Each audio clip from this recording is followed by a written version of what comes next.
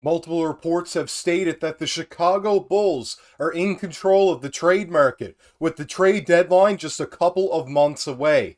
I'm your host, Joey Mercer, and before we get into it there today, I just want to say that about 92% of you are not subscribed to the channel that watch these videos daily, so make sure that if you aren't subscribed to the channel already, to go down below, hit the subscribe button, and turn on the bell for notifications, and you won't have to search for this content anymore.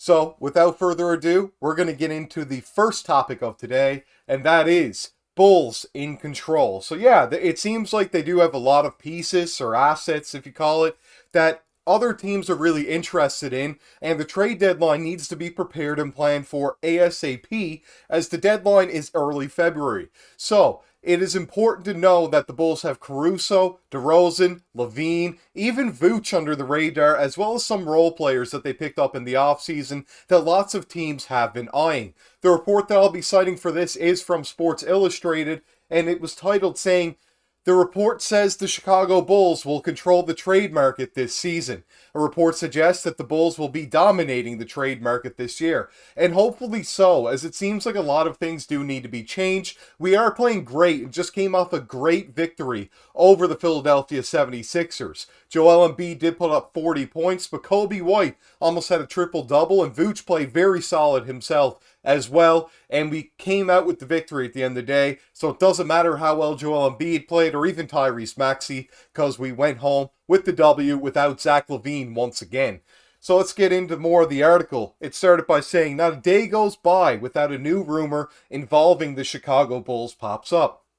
Whether it's disgruntled wingman Zach Lavine, soon-to-be free agent DeMar DeRozan, or do-it-all guard Alex Caruso, one thing is certain. The Bulls have positioned themselves to be a major player in the trade market this season. And that's absolutely correct, as they have so many pieces available to give to other teams, and they're able to require a lot of assets in return. What those assets are going to be, depending on the fact that Zach Lavine is out right now, his might have gone down, but I would have to believe that Caruso and maybe even DeRozan's trade value has gone up in the absence of Zach Lavine. Next thing that we saw was, what direction are the Bulls taking? This seems to be the recurring question on most fans and experts' minds. The front office's move to bring the core from last season's underachieving team back has seemingly painted the Bulls into a corner. And according to CBS Sports' Sam Quinn, the team's lack of direction may inadvertently dictate how the trade market will go this season. So that's also a very, very good point, because it depends on where the players are, morale based, really. I mean, Zach Lavine doesn't want to be there. They're playing well without him, so that's going to be a guy that's going to probably go for less than his value. If you have a guy like Caruso leaving it all on the court and he's playing better than ever this season and really backing up the fact that he definitely was deserving of that all defensive team last year, his trade value is going to skyrocket. And then based on the contract as well, teams are definitely going to want him in the door. However, I really do hope the Bulls hold on to Caruso, but it would really have to depend on what package we get in return, as if the team is looking to do a rebuild, we might have to sacrifice some things along the way. Next thing I read was, Chicago's dedication to directionless is going to throw a real wrench into this trade market, because the Bulls have the players to satisfy almost any sort of trade partner, Quinn wrote. Caruso has emerged as the preferred trade target on the Bulls roster, surpassing even their two prolific wingmen.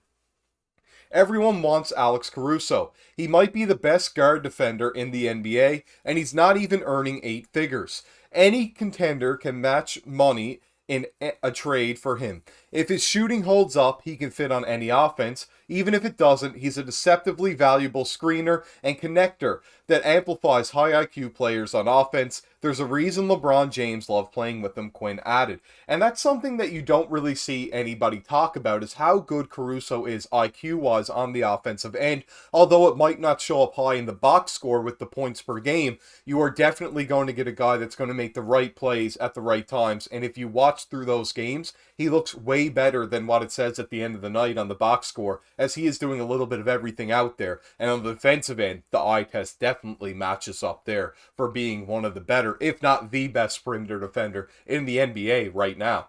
Next thing we saw was there are lots of gettable players on the Bulls. Apart from the established stars, the Bulls' role players may also be attractive to teams in need of a boost. From Javon Carter to Andre Drummond, these players could provide prove valuable, under the right circumstances. That's absolutely accurate. Torrey Craig had 16 points in the first half. He didn't have any in the second against the Heat the other night, but he even had a career high, or tied his career high, in threes. So you really have to look at these guys and say they have great role players. Javon Carter hit 4 threes last night. He's starting to come around. He is pretty inconsistent, but when he's on, he's definitely on, and is always a solid defensive player. Torrey Craig as well, good 3-and-D wing, and he started to pick things up as of late. And then Drummond is always going to be there on the glass, albeit he does miss some shots that are gimmies around the rim, but he provides other teams to set defensive schemes against him because he is such a good offensive rebounder that teams aren't prepared to have that big body down low with him, and that's where he adds a lot of value, in my opinion, because you have to change exactly what you're doing so the Bulls don't get a second chance point, which is why I think Drummond is so valuable for them right now and could be valuable to another team to come in for a smaller center or just a different look for any team in the league. The next thing that I saw was Javon Carter can be someone's discount bin Caruso. The Bucks would absolutely love to have him back, Quinn said of Carter, who relinquished his backup role in Milwaukee to do far less in Chicago. Enough contenders need a backup center for someone to give up a couple of second-rounders for Andre Drummond, Quinn added. There's enough here to kickstart a modest rebuild. More likely, the Bulls just slash payroll and try to trot out another 10 seed, but perhaps the right offers could show them the light. And I hope so. I don't want the Bulls to just miss the playoffs, not get anything in return, stay with the same draft picks. They need to be able to make some moves right now. And guys like Javon Carter or Torrey Craig, if you get the right deal for them right now, where they are on such good deals, and Javon Carter not really playing, if you can get any sort of value for those guys when it comes to the upcoming draft or upcoming drafts, in that matter, for the next coming years, it makes a lot more sense than just having these guys stay on the team, us not really get anywhere, and then fight for a play-in spot. In my opinion, you should either be all in on the playoffs that you can make a solid push for the fan base at the very least if you're not going to win the championship, or you should be looking to be a team like the Pistons are right now and tank, even though I have heard multiple reports saying the fan base is very upset because this team is in the 4th year of a rebuild and not supposed to be tanking. The Bulls are also not built to tank right now. They are supposed to be a better team as they have 2 veterans on their team, and even Lavine is considered a semi-veteran for how long he's been in the league, even though he is still pretty young. They really need to make some changes as soon as possible, and if they really are in control of the trade market, the keys are definitely on Arturas and Mark Everly's hands, and things need to happen right away, sooner rather than later. Let's get some value for these players and not see them walk for nothing at all.